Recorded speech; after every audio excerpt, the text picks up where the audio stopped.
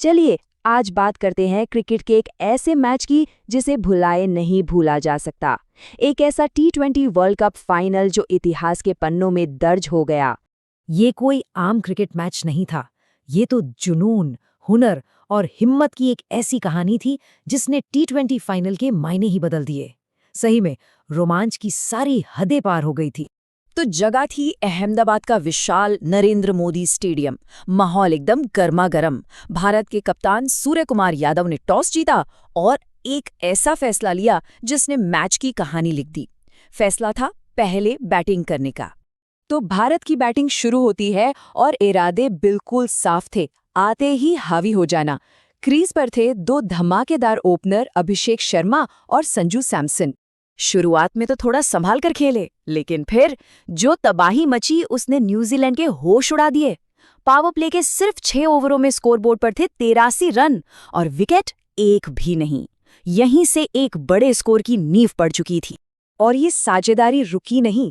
सोचिए, पहला विकेट गिरने से पहले ही स्कोरबोर्ड पर 161 रन लग चुके थे। 161। T20 फाइनल में ऐसी शुरुआत किसी सपने जैसी होती है। दोनों का खेलने का अंदाज एकदम अलग, पर असर उतना ही घातक। एक तरफ संजू सैमसन की क्लासिकल टाइमिंग तो दूसरी तरफ अभिषेक शर्मा की बेमिसाल पावर हिटिंग। दोनों ने मिलकर न्यूजीलैंड के बॉलिंग अटैक को पूरी तरह से बिखेर कर रख दिया। वाकई एक परफेक्ट पार्टनरशिप। सब कुछ भारत के हक में जा रहा था। लग रहा था कि अब भारत को कोई नहीं रोक सकता। लेकिन क्रिकेट इसीलिए तो मजेदार है। अचानक मैच का मोमेंटम बदला और खेल में रोमांच और टेंशन दोनों एक साथ लौट आए। और ये हुआ 17वें ओवर में। स्पिनर रचिन रविंद्र ने सिर्फ एक नहीं बल्कि 2 गेंदों में 2 बड़े विकेट चटका दिए। पहले कप्तान सूर्य कुमार यादव और अगली ही गेंद पर ईशान किशन। भारत को एक साथ 2 बड़े झटके लगे। अब लगने लगा था कि भारत की रन बनाने की रफ्तार शायद धीमी पड़ जाएगी, लेकिन फिर क्रीज पर एंट्री हुई हार्दिक पांड्या और शिवम दुबे की। और इन दोनों ने मिलकर जो किया वो किसी जवाबी हमले से कम नहीं था। आखिरी ओवर्स का ड्रामा तो अभी बाकी था। खासकर हार्दिक पांड्या, क्या कमाल की पारी खेली। सिर्फ 15 गेंदों पर 49 रन। दुबे ने भी उनका बखूबी साथ निभाया। नतीजा, भारत ने आखिरी के सिर्फ 2 ओवरों में पूरे 48 रन ठोक दिए। और इसी धमाकेदार फिनिश की बदौलत भारत का स्कोर पहुंच गया 281 रन पर।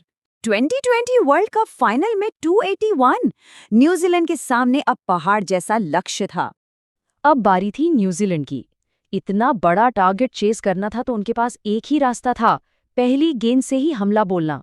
और कीवी टीम ने बिल्कुल वैसा ही किया। उन्होंने भी जबरदस्त शुरुआत की। हाँ, वो भारत के पावर प्ले स्कोर से थोड़ा पीछे जरूर थे, लेकिन 68 रन बनाकर उन्होंने ये साफ कर दिया था कि वो भी लड़ने आए हैं। मैच अभी खत्म नहीं हुआ था। तो सवाल ये था कि क्या न्यूजीलैंड ये नामुमकिन सा दिखने वाला लक्ष्य हासिल कर सकता था? मिडिल ओवर्स में रचिन रविंद्र और ग्लेन फिलिप्स ने जिस तरह की पार्टनरशिप की, उससे तो ऐसा ही लग रहा था। उन्होंने रन रेट को काबू में रखा और मैच को कांटे की टक्कर पर ला खड़ा किया। और फिर आया मैच का सबसे अहम मोड़, डेथ ओवर्स, यानी पारी के वो आखिरी ओवर जहां दबाव सबसे ज्यादा होता है। न्यूजीलैंड को तेजी से रन बनाने थे और भारत को विकेट चाहिए थे। और यहीं पर भारत के अनुभवी गेंदबाजों ने अपना कमाल दिखाया। बुमराह और अर्शदीप जैसे बॉलर्स ने सटीक यॉर्कर और स्लोअर बॉल से कीवी बल्लेबाजों पर पूरी तरह से लगाम कस दी।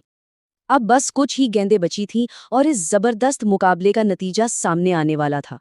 न्यूजीलैंड ने वाकई बहुत हिम्मत से लड़ाई लड़ी, लेकिन 281 का वो विशाल स्कोर और आखिर में भारत की वो कसी हुई गेंदबाजी उन पर भारी पड़ गई। वो 250 रन ही बना सके। और इसी के साथ भारत ने ये फाइनल 30 रनों से जीत लिया। ये भारत की तीसरी T20 वर्ल्ड कप ट्रॉफी थी। क्या शानदार जीत और क्या यादगार फाइनल।